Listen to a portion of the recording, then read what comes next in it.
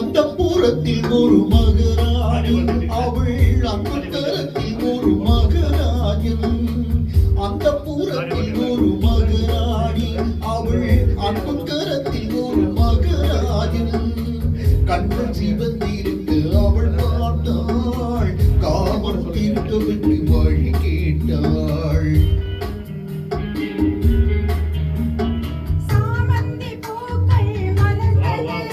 இரு சந்தன தேர்கள் அசைந்தன.